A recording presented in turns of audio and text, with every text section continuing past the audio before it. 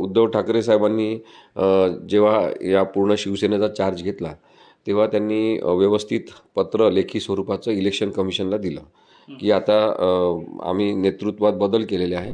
मग election commission हे काय बघ्याची भूमिका पाहणारी यंत्रणा आहे का? मॉनिटरिंग एजन्सी आहे।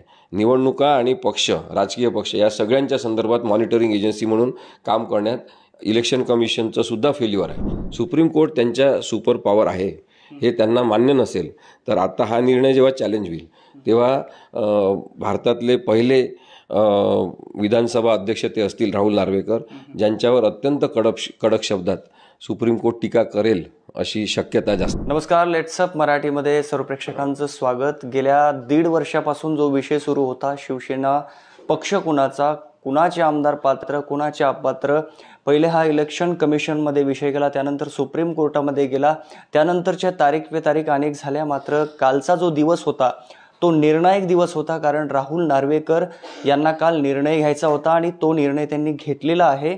पण तो निर्णय घेतलेला काही महाराष्ट्राच्या जनतेला म्हणजे प्रश्नचिन्ह त्यांना उपस्थित झालेले की हा निर्णय असा कसा दिला।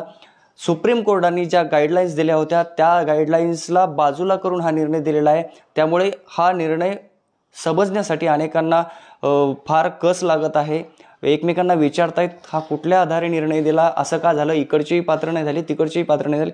हे सगळं समजून घेण्यासाठी, कायदेशीर बाबी समजून घेण्यासाठी हे प्रकरण ज्यांनी जवळून बघितलं, हे प्रकरणामध्ये ते थेट सहभागी आहेत, ते प्रसिद्ध वकील असीमजी सरोदे माझ्यासोबत आहेत।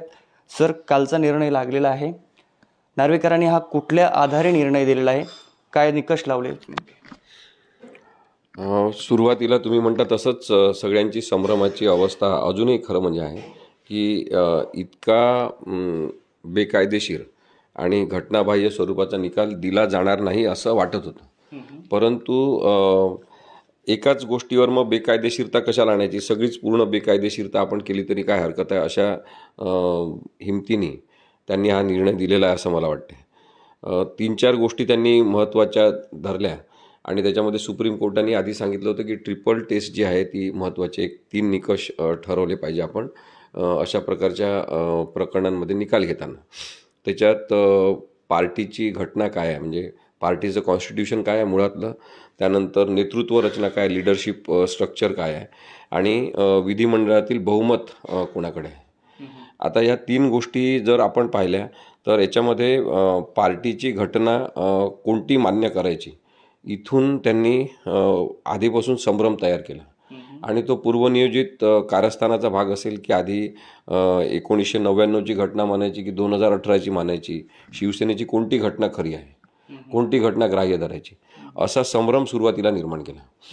जेव्हा की आपण पाहतो सर्वोच्च न्यायालयाने निकाल देताना सुद्धा 2018ची घटना ही ग्राह्य धरलेली आहे। पण यांनी राहुल नार्वेकरांनी सुरुवातीला इलेक्शन कमिशन ऑफ इंडियाला पत्र पाठवलं की शिवसेनेची कोणती घटना तुमच्याकडे आहे आणि ती घटना त्यांनी मागून घेतली। त्यानंतर नेतृत्व रचनेच्या संदर्भात जे लिडरशिप स्ट्रक्चर आहे ते आम्ही त्या घटनेच्या आधारे ठरवणार, जे आम्ही मान्य करणार असं त्यांनी ठरवलं। त्यांनी 1999ची घटना जी आहे तीच आम्ही आधार धरणार असं सांगितलं, कारण की इलेक्शन कमिशन ऑफ इंडियाकडे 1999ची घटना रजिस्टर आहे। 2018च्या घटनेमध्ये बदल केलेला नाही असं त्यांचं म्हणणं आहे। खरं तर उद्धव ठाकरे साहेबांनी जेव्हा या पूर्ण शिवसेनेचा चार्ज घेतला तेव्हा त्यांनी व्यवस्थित पत्र लेखी स्वरूपाचं इलेक्शन कमिशनला दिलं की आता आम्ही नेतृत्वात बदल केलेले आहे आणि शिवसेना पक्षप्रमुख हे पद कोणासाठीच राहणार नाही, ते राखीव राहील फक्त बाळासाहेब ठाकरेंसाठी, आणि म्हणून आता पक्षप्रमुख हे पद राहील जे उद्धव ठाकरे पक्षप्रमुख राहतील। जे सुप्रीम कोर्टाने हा निकाल जेव्हा दिला त्यावेळेस काही गाईडलाईन्स दिल्या होत्या, 10वं परिशिष्ट त्याच्यावर फार फोकस केला होता आणि सोबत अनेकांच्या मनात प्रश्न पडलेला आहे की त्यावेळेस त्यांनी गोगावलेंचा व्हीप हा अमान्य केला होता। ही सर्वात मोठा ठाकरेंचा विजय होता, मात्र त्याच्यावर काही न चर्चा होता, थेट त्यांच्या बाजूने निर्णय झालेला आहे। आणि यालाच जोडून एक दुसरा प्रश्न की ठाकरेंचे जे आमदार होते ते अपात्र होतील असं म्हटलं जात होतं विरोधात गेलं तर, हे असंही घडलं नाही। आता आपला आधीचा प्रश्न पूर्ण करू आपण आणि तुमचे 2 प्रश्न पण मी घेतो।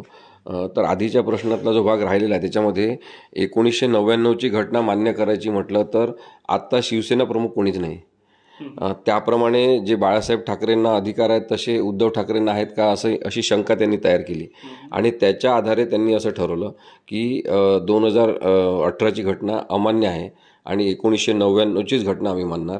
त्यामुळे मग नेतृत्व रचनेमध्ये उद्धव ठाकरेंना कोणतं स्थान नाही. मग ते कोणत्या अर्थाने निर्णय घेऊ शकतात, कोणत्या अधिकाराने निर्णय घेऊ शकतात असा प्रश्न त्यांनी स्वतः जो उपस्थित केला होता एकनाथ शिंदेतर्फे तो त्यांनी ग्राह्य धरला. हे विशेष आहे.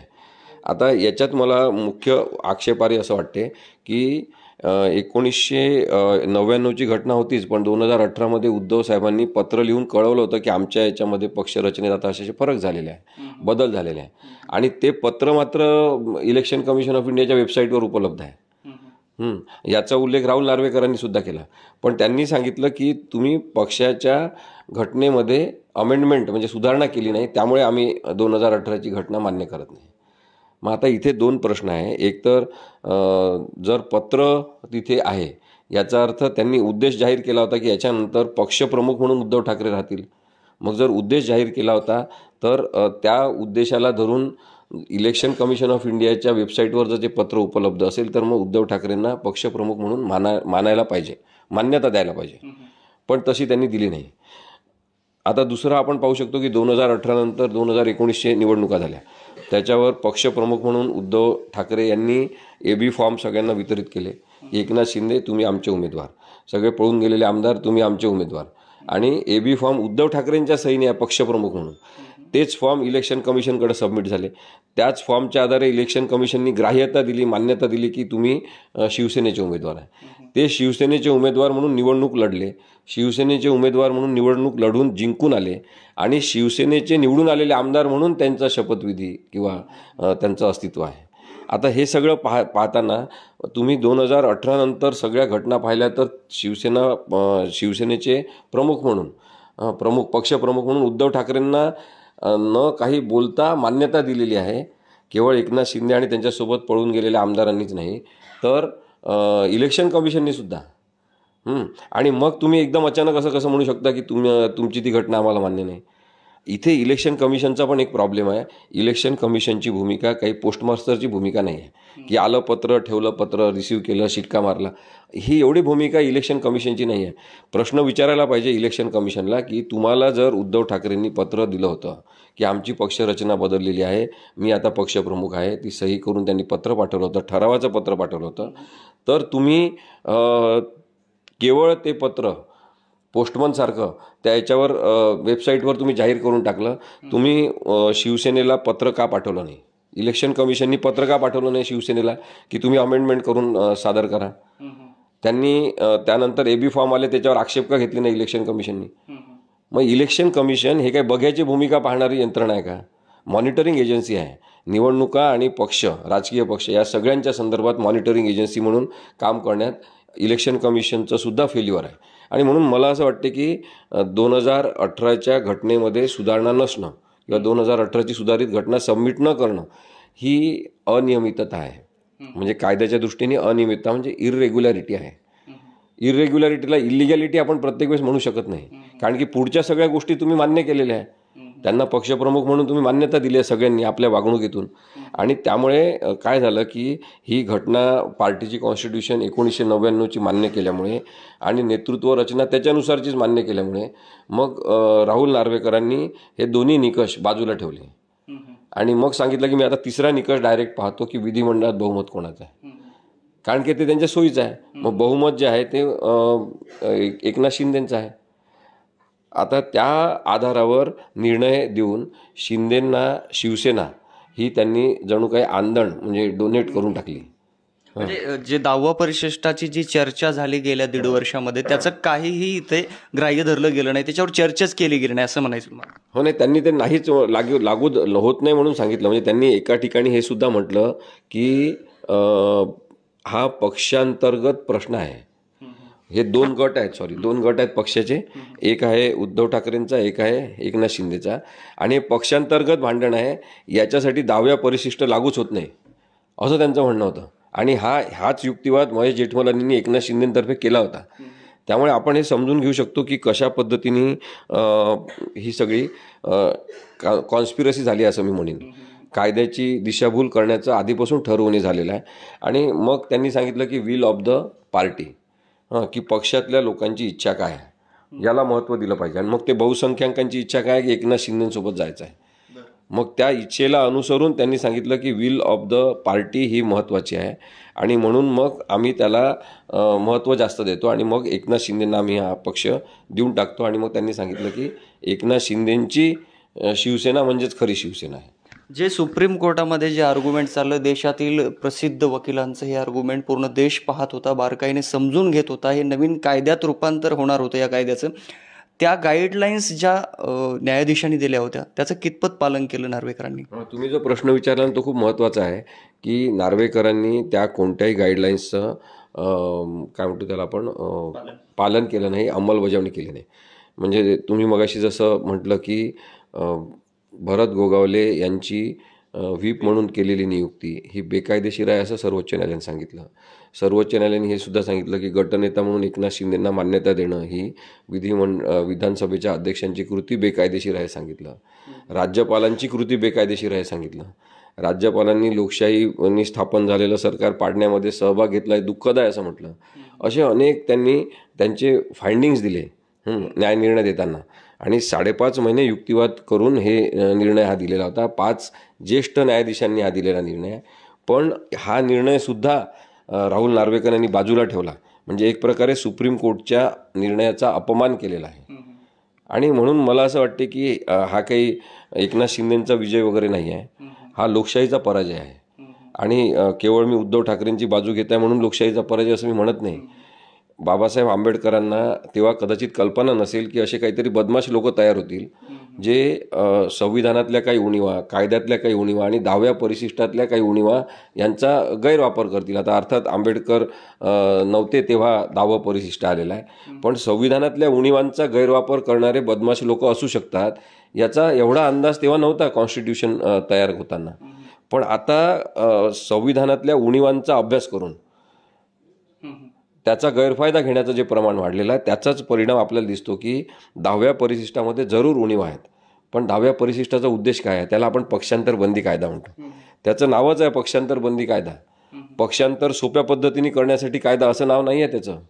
पण आज एकनाथ शिंदेंनी आणि त्यांच्यासारख्या प्रवृत्तींनी त्या कायद्याची अवहेलना पूर्ण केलेली आहे, त्याचा बाजार मांडलेला आहे आणि जणू काही सोप्या पद्धतीने कोणीही पक्षांतर करू शकेल असा एक प्रघात निर्माण केलेला. आणि मला वाटते की या निर्णयाचा धोका काय आहे राहुल नार्वेकरांनी दिलेला की कोणीच अपात्र नाही. मग त्यांनी जे त्याचं उत्तर दिलं की दोघंही एकाच पक्षातले आहेत आणि त्यांचं आपसात भांडण आहे आणि त्या आपसातलं भांडण अपात्रतेसाठी कारणीभूत ठरू शकत नाही असं सांगून त्यांनी ते सगळं टाळलेलं आहे, सगळ्यांना अपात्र केलं. आणि म्हणून मला आठवण येते त्या सिनेमाची नो वन किल्ड जसिका, की जसिकाचा खून झाला, तिच्यावर अत्याचार झाले. तसंच आज लोकशाहीवर अन्याय झाला, अत्याचार झाला, लोकशाहीचा खून झाला, पण लोकशाहीचा खून कोणीच केलेला नाही आहे, कोणीच अपात्र नाही, सगळेजण पात्र आहे. अत्यंत गंभीर दुखापत भारतीय संविधानाला करणारा हा निर्णय आहे. आणि म्हणून मला असं वाटते की याला उद्धव ठाकरे तर चॅलेंज करणारच आहेत सर्वोच्च न्यायालयामध्ये, पण नागरिक म्हणून आपल्या सगळ्यांना दुःख वाटायला पाहिजे की कोणाला वाटेल तसे अर्थ काढण्याची मुभा नाही आहे भारतीय संविधानामध्ये. तुम्ही तो न्यायिक अर्थ काढला पाहिजे. आणि म्हणून एक शब्द महत्त्वाचा आहे, त्याला कॉन्स्टिट्युशनल इंटेंट असं आपण म्हणतो. कॉन्स्टिट्युशनल इंटेंट म्हणजे काय? संविधानाचा उद्देश काय? पक्षांतर बंदी कायदा असं जेव्हा आपण म्हणतो त्याचा उद्देश आहे पक्षांतर होऊ नये, की स्थिर सरकार आलं पाहिजे आणि आयाराम गयाराम हे बंद झालं पाहिजे. आर्थिक व्यवहारांच्या आधारे नेत्यांनी आपल्या निष्ठा बदलणं बंद झालं पाहिजे. भ्रष्ट मार्गाने दबाव तंत्राचा वापर करून कोणाला तरी आपल्या पक्षात घेण्याचे प्रकार बंद झाले पाहिजे, हा उद्देश आहे की नाही त्याचा. आता इथे काय केलं की ठोक पद्धतीने तुम्ही पक्षच पळवून देण्याची परवानगी दिली. आता या निर्णयाचा परिणाम थेट राष्ट्रवादी काँग्रेसमध्ये सेम गणित वापरून अजितदादांनी जो प्रयोग केलेला आहे त्याच्यावर सुद्धा होणार आहे. आणि मग असंच होत राहील का की एक माणूस पक्ष बांधेल, जन्म आपला वाया घालवेल, त्याच्यामध्ये वाया घालवेलपेक्षा जन्म घालवेल असं म्हणू आपण, की जन्म घालवेल आपला पक्ष उभारणी करण्यामध्ये, आणि मग कोणीतरी जमा करेल पैसे आणि दबाव निर्माण करेल, ईडीची भीती दाखवेल आणि तो पक्षाच्या पक्ष ते पळून नेतील. आता हे सगळं चुकीचं होत आहे. त्यामुळे हा निर्णय जो आहे ना तो बरोबर नाही, लोकशाहीची थट्टा करणं आहे. नार्वेकरांनी जो निर्णय दिला त्यामध्ये म्हणाले की हेही पात्र तेही पात्र, अनेक मीम्स त्याच्यावर तयार झालेले आहेत. हाही चांगला तोही चांगला अशा प्रकारे दिलं. मात्र ते ठोस असं बोललेत की व्हीप हा गोगावलेंचाच लागू होईल असं ते म्हणालेत. कितपत तथ्य आहे त्यामध्ये आणि कितपत कायद्याच्या कसोटीवर ते टिकेल? नाही, हा निर्णय कायद्याच्या कसोटीवर टिकणारच नाही. पण हा टिकणार नाही तरी पण हा द्यायचा आहे असं जर सांगण्यात आलं असेल तर मग राहुल नार्वेकर या ट्रिब्युनलचे प्रमुख म्हणून त्यांच्या निपक्षतेबद्दल प्रामाणिकतेने निर्णय दिला का, सचोटीने दिला का, दबावविरहित पद्धतीने दिला का, याच्याबद्दलच्या शंका लोकांच्या मनात निर्माण झालेल्या आहेत. आणि मला हीच भीती होती. माझं म्हणणं होतं राहुल नार्वेकरांना की त्यांनी त्यांच्या करिअरचा विचार करावा, पक्षाचा करिअरचा विचार करू नये. त्यांनी त्यांच्या करिअरचा विचार केला असता. त्यांचं करिअर खूप मोठं आहे, अत्यंत हुशार अभ्यासू नेतृत्व असलेला माणूस आहे. त्यांनी जर हा निर्णय आज अत्यंत कायद्याच्या कसोटीत काटेकोर दिला असता, कसोटीत बसणारा, तर कदाचित त्यांचं नाव झालं असतं की एक निस्पृह असा एक माणूस आहे ज्याला कायद्याची जाण आहे. पण पक्षाची जाण त्यांनी ठेवली असं याच्यातून दिसते. आणि त्यामुळे हा निर्णय अनेक कसोट्यांवर बेकायदेशीर ठरू शकणार आहे. आता तुम्हाला मी सोपं सांगतो की 2(1)A मध्ये सांगितलेलं आहे की तुम्ही पक्षांतर केलं असेल तर तुम्ही बेकायदेशीर ठरता, तुम्ही पक्ष सोडला असेल तर तुम्ही अपात्र ठरता.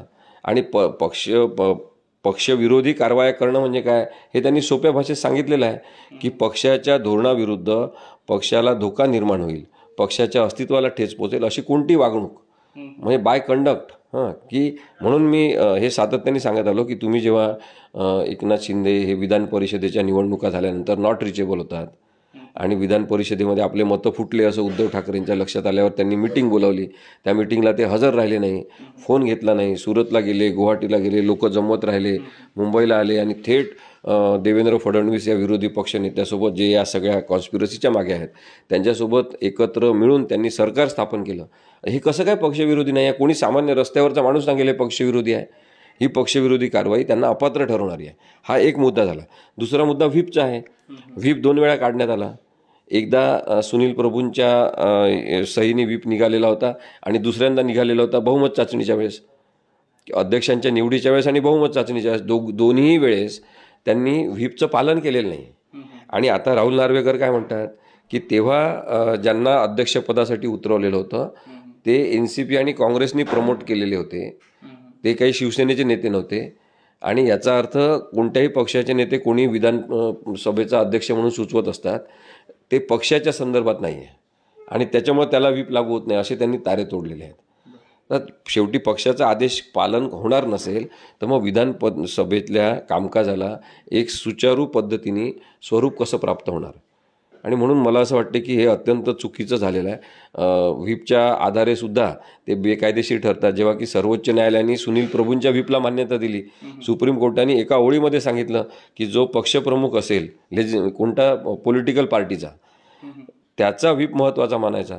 आणि त्याच्यामुळे मग त्यांनी गोगावलेचा व्हीप बेकायदेशीर ठरवला. त्याच गोगावलेच्या व्हीपला यांनी महत्त्व प्राप्त करून दिलं, त्यालाच मान्यता देऊन टाकली. आणि म्हणून मला असं वाटतं की हा पूर्णपणे गोंधळात टाकणारा निर्णय आहे.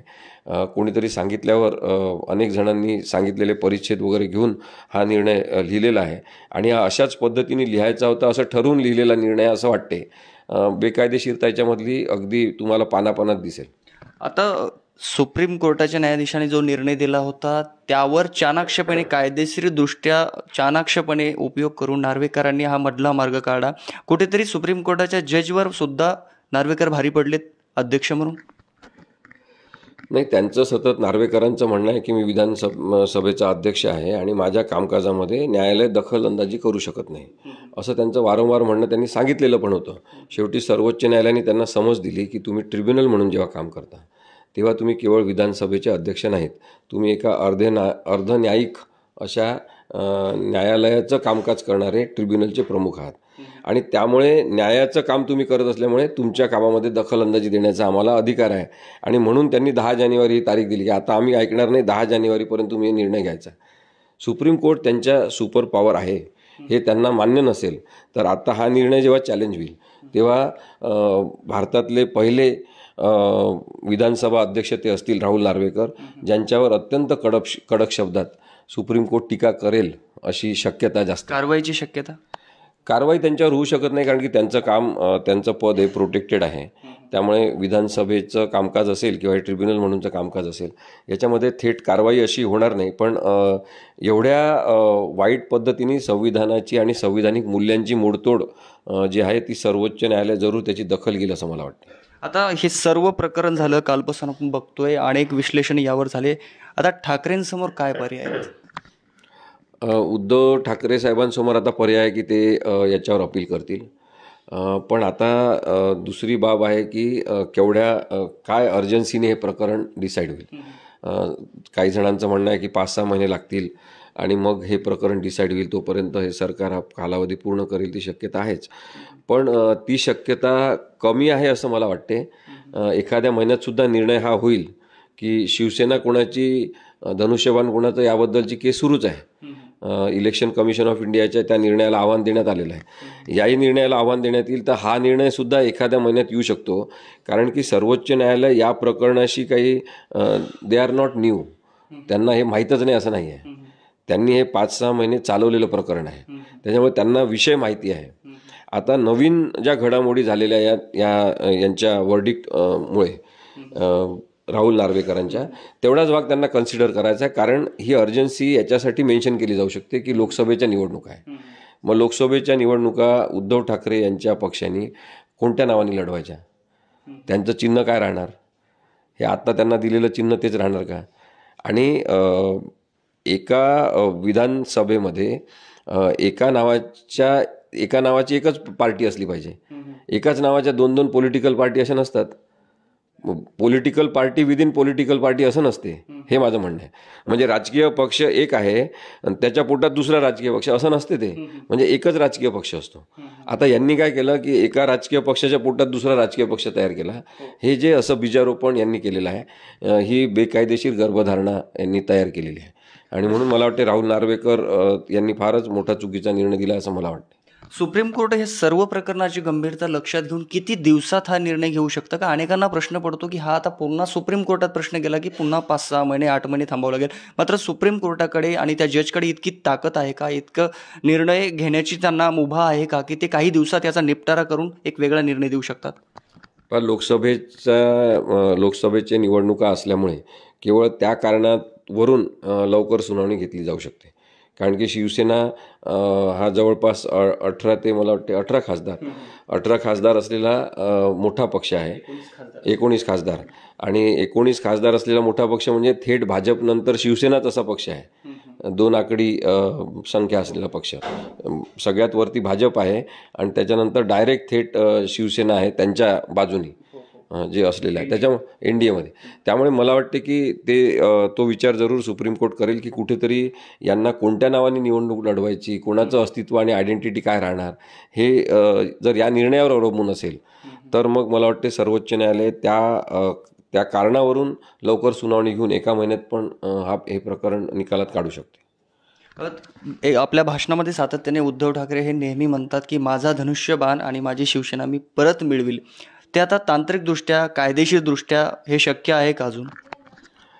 बघा, एकनाथ शिंदेंना इलेक्शन कमिशन ऑफ इंडियाने शिवसेना पक्ष आणि धनुष्यबाण हे चिन्ह इलेक्शन कमिशनला सांगितल्यानुसार त्यांना दिलेलं आहे. ठीक आहे, कायदेशीर नाही आहे. म्हणजे कायदेशीर तो निर्णय नाही आहेच मुळीच, हे तर मी तुम्हाला नक्की सांगतो. आता त्याच प्रकारचा एक भाग हा विधानसभेत घडला की आणखी जास्त अधोरेखित त्यांचं नेतृत्व झालं पाहिजे एकनाथ शिंदेचं. त्यांच्या पक्षाला एक आपण काय म्हणू त्याला व्हॅलिडिटी प्राप्त करून देण्यासाठी शिवसेना हाच एकनाथ शिंदेंचा ओरिजिनल पक्ष शिवसेनाच आहे असं त्यांनी सांगितलं. आता गमतीदार युक्तिवाद पण याच्यामध्ये झाले, हे तुम्ही लक्षात घ्या की त्यांनी महेश जेठमलानी काय म्हटलं की यांची निवडणूक पूर्व युती होती, शिवसेना आणि भाजपची एकत्र निवडणुका लढले होते. मग ते एकनाथ शिंदेंसह सगळेजण असणारे परत त्यांच्या आधीच्या प्री पोल अलायन्समध्ये म्हणजे निवडणूक पूर्व युतीच्या पक्षासोबत गेले, तर ते स्वगृही परत गेलेले आहे. त्यांना तुम्ही अँटी डिफेक्शनला लावू शकत नाही. अशी युक्तिवाद झाली. असा युक्तिवाद झाले. म्हणजे हे अत्यंत गमतीदार प्रकार तिथे झालेले आहेत आणि सगळ्यांची देहबोली आपण पाहिली तर हे दिसत होतं की हे सगळेजण काहीतरी ठरवून आलेले आहे आणि त्यामुळे या नाटकाचा लवकरात लवकर अंत झाला हे चांगलं झालेलं आहे. सर्वोच्च न्यायालयच एक दिशादर्शक निकाल देईल, कारण की हा मी जसं म्हटलं की हा केवळ एकनाथ शिंदेंचा प्रश्न नाही, हा केवळ उद्धव ठाकरेंचा प्रश्न नाही, हा केवळ अजितदादांचा नाही किंवा हा देवेंद्र फडणवीस यांचा नाही, तर हा लोकशाही मूल्यांचा प्रश्न आहे की लोकशाही आणि संविधान हे कशा पद्धतीने काम करणार, त्याचे अर्थ कोणी कसे काढायचे, वाटेल तसे अर्थ काढण्याची मुभा आहे का, या संदर्भातला हा निकाल असल्यामुळे आणि संपूर्ण लोकप्रतिनिधींच्या द्वारे चालणाऱ्या लोकशाहीला वळण लावणं आवश्यक असल्यामुळे पक्षांतरबंदी कायद्याच्या संदर्भातली SOP म्हणजे स्टँडर्ड ऑपरेटिंग प्रोसेस आपण म्हणतो की अर्थ कोणते काढायचे त्याबद्दलचे निकष, त्यानंतर त्याची केस कशी चालवायची याच्याबद्दलचे निकष, हे सगळे सुप्रीम कोर्टाला ठरावं लागणार. कारण की आम्ही वारंवार सांगत होतो की तुम्ही असे साक्षी पुरावे घेऊ शकत नाही, तर त्यांनी सांगितलं नाही. मला सांगितलेलं आहे की प्रायमा फेसी डिटर्मिनेशन करायचं असं एका ओळीत आहे सर्वोच्च न्यायालयाच्या. तर प्रायमा फेसी डिटर्मिनेशनचा अर्थ त्यांनी काढला की साक्षी पुरावे घेतले पाहिजे आणि त्यांनी मग साक्षी पुरावे घेतले, कारण की त्यांना कन्फ्युजनवर बेस हे सगळं करायचं होतं, गोंधळाची परिस्थिती आणायची होती त्याच्यामध्ये. आणि त्यामुळे समरी प्रोसिडिंग ज्याला म्हणतो आपण की सरळ सरळ प्रतिज्ञापत्रावर चालणाऱ्या आर्ग्युमेंटवर चालणाऱ्या केसेसमध्ये त्यांनी साक्षी पुरावेसुद्धा घेतले. याबद्दल पण सर्वोच्च न्यायालयाला स्पष्टता द्यावं लागेल की अशा पद्धतीने पक्षांतरबंदी कायद्याच्या केसेस चालू शकतात का न्यायालयीन प्रक्रियेप्रमाणे. तर ह्या सगळ्या गोष्टींची स्पष्टता सर्वोच्च न्यायालयात नक्कीच होईल. सर, एक शेवटचा प्रश्न आहे, जनतेच्या मनातला प्रश्न आहे की गेल्या 1.5 वर्षापासून सुप्रीम कोर्ट आदेश देतं, त्यानंतर इकडं कायदेशीरदृष्ट्या त्यामुळे मोडतोड केली जाते, वेगळा आर्ग्युमेंट केलं जातं आणि त्या निर्णयाला खारिज केलं जातं, वेगळाच काहीतरी निर्णय दिला जातो. आता निवडणूक आयोगाला कंट्रोलमध्ये करण्यासाठी किंवा हे जे दिलेले निर्देश आहेत ते खरे करण्यासाठी सुप्रीम कोर्ट अशी काही सुपर पॉवर वापरू शकतं का की निवडणूक आयोगालाही सूचना करू शकतं आणि नार्वेकरांनी थेट सूचना करून या प्रकरणाचा निपटारा करू शकतं, अशी सुपर पॉवर सर्वोच्च न्यायालयाकडे आहे का? कायदे सुचारू पद्धतीने अंमलात आले पाहिजे. कायद्याची अंमलबजावणी ज्या उद्देशाने कायदे केलेले आहेत त्याच उद्देशाने झाली पाहिजे, याच्यावर नियंत्रण ठेवणारी सर्वोच्च यंत्रणा म्हणून आपण सर्वोच्च न्यायालयाकडे पाहतो. त्यामुळे त्यांना एखादा डिस्प्यूट पूर्ण न्यायाच्या दृष्टीने संपवण्याचे सगळे अधिकार आहेत आणि त्यासाठी जे याच्यामध्ये पक्षकार नसतील त्यांना बोलावून पण आदेश देण्याचे अधिकार सर्वोच्च न्यायालयाला आहेत. इथे तर इलेक्शन कमिशन ऑफ इंडिया आणि राहुल नार्वेकर यांचा प्रश्न आहे. तर सर्वोच्च न्यायालयासमोर काही महाराष्ट्र एकच प्रदेश नाही आहे, एकच राहुल नार्वेकर एखाद्या महाराष्ट्राच्या विधानसभेचे अध्यक्ष असतील, पण इतर राज्यांमधले विधानसभांचे अध्यक्ष जर असेच वागायला लागले, तिथे सुद्धा अशाच प्रकारे पक्षांतर व्हायला लागलं, असेच पक्ष पळवले जायला लागले, तर काय होणार? एक अराजकाची परिस्थिती लोकशाहीमध्ये तयार होऊ शकते. लोकशाही अंतर्गत एक अराजक आपण तयार होण्याची परिस्थिती, स्फोटक परिस्थिती या निर्णयातून तयार झाली आहे, याचा अंदाज सर्वोच्च न्यायालयाला जरूर येईल. आणि त्यामुळे ते राहुल नार्वेकरांना, इलेक्शन कमिशन ऑफ इंडियाला खूप कडक निर्देश देतील. त्याची खूपच जास्त आपण त्याला काय म्हणू, आपण स्ट्रिक्ट अशी तपासणी होईल प्रत्येक शब्दाची, प्रत्येक परिच्छेदाची, त्यांनी दिलेल्या कारणे मीमांसेची, आणि त्याच्या आधारे निर्णय येईल. आणि सर्वोच्च न्यायालय आता यानंतर 10व्या परिशिष्टाची एक पुनर्मांडणीच या निर्णयातून करेल असं मला वाटतं. तुम्ही आमच्याशी बातचीत केली, धन्यवाद सर.